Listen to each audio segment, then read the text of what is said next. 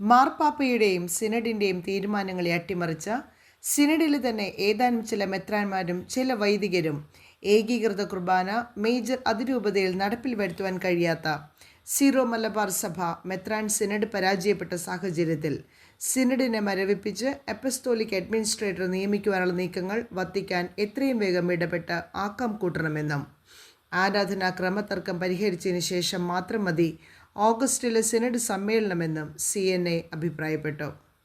മാർപ്പാപ്പയെ പൊതുസമൂഹത്തിൽ അവഹേളിക്കുന്ന അതിരൂപതയിലെ സഭാവിരുദ്ധ നിലപാടുകളെ വത്തിക്കാൻ അതീവ ഗൗരവത്തോടെ നോക്കിക്കാണണമെന്നുൾപ്പെടെയുള്ള നിരവധി ആവശ്യങ്ങൾ ഉന്നയിച്ചുകൊണ്ടും കൂടാതെ സിനഡ് തീരുമാനങ്ങൾക്ക് വിരുദ്ധമായി ചില മെത്രാന്മാരും സഭാവിരുദ്ധരും തമ്മിലുള്ള അവിശുദ്ധ കൂട്ടുകെട്ടിൻ്റെ ഫലമായി ഉണ്ടായതായി പറയപ്പെടുന്ന ഒത്തുതീർപ്പ് ഫോർമുല സഭയെയും മാർപ്പാപ്പയെയും അനുകൂലിക്കുന്ന സഭാവിശ്വാസികൾക്ക് അംഗീകരിക്കുവാൻ സാധിക്കുകയില്ല എന്ന് കാത്തലിക് നസ്രാണി അസോസിയേഷൻ ചൂണ്ടിക്കാട്ടി.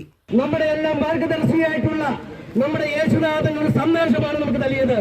കള്ളനെയും ചൂതാട്ടക്കാരനെയും ചാട്ടവാറെടുത്ത ജെറുസലേം ദേവാലയത്തിൽ നിന്ന് അഴിച്ചോടിച്ചതിന്റെ ഒരു പ്രതീകമായ സമരം നമ്മുടെ സീറോ മലബാർ സഭയുടെ ജെറുസലേം ദേവാലയമാണ് സെന്റ് മേരീസ് ബസിലിക്ക.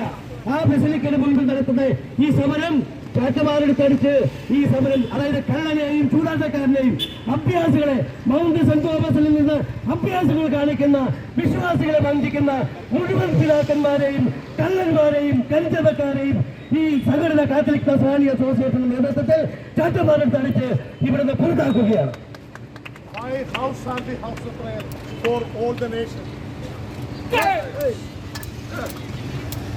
കൂടാതെ അവിശുദ്ധ ഒത്തുതീർപ്പിലൂടെ തയ്യാറാക്കിയെന്ന് പറഞ്ഞ സഭാവിരുദ്ധർ പുറത്തിറക്കിയ വിശദീകരണ സർക്കുലർ അഗ്നിക്കിരയാക്കി. Catholic Nasrani association chairman doctor MP George ഉദ്ഘാടനം ചെയ്തു. കൺവീനർ ജോസ് പാറേക്കാട്ടിൽ അധ്യക്ഷത വഹിച്ചു. അമൽ ചെറുതുരുത്തി, ഷൈബി പാപ്പച്ചൻ, പോൾസൺ കുടിയിരിപ്പിൽ, ലാലി ജോസ്, MA ജോർജ്, ഡേവിസ് ചൂരമന, ആന്റണി മേക്കാംതുരുത്തിൽ, ഡെയ്സി ജോയ്, ഷിജു സെബാസ്റ്റ്യൻ എന്നിവർ സംസാരിച്ചു. News desk, കൊച്ചിവട്ടം.